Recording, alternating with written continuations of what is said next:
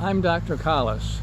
My granddaughter, Bridgie, wanted me to tell everybody why and how I reinvented the toothbrush and developed the Collis curve. Well, when I started practice, I had many little children that couldn't brush their teeth very well. And their parents tried their hand at it. They didn't do very good either.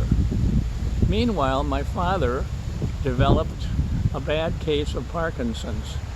And when he tried to brush his teeth, he didn't know if the toothbrush was going to go in his mouth or go flying over his shoulder somewhere. So the job was left to my mother, and it was a disaster.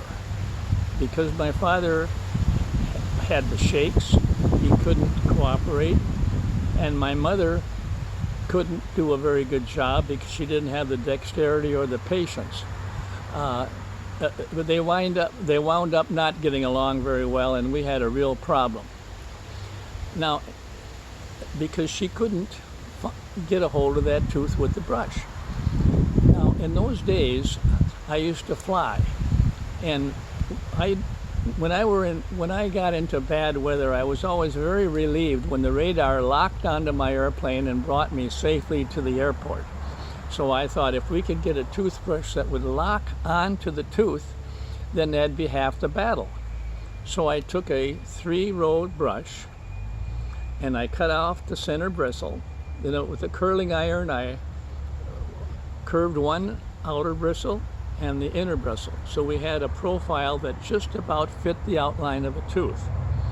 We tried it on the tooth. It fit well. My dad shook just enough to make it help the brushing, and it was a complete success.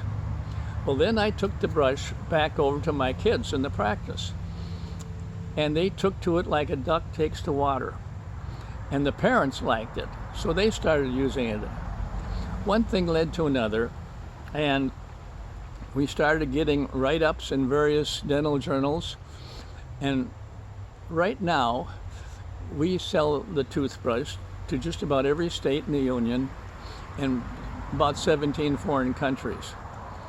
But it's still virtually unknown to the general public, and we've been at it for 40 years. So my guess is in 40 years, it'll probably become a household name, and then Bridget can go around and tell her generation all about it.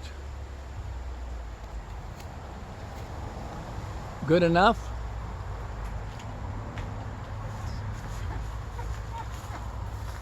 Perfect. Excellent. Good enough? Yes.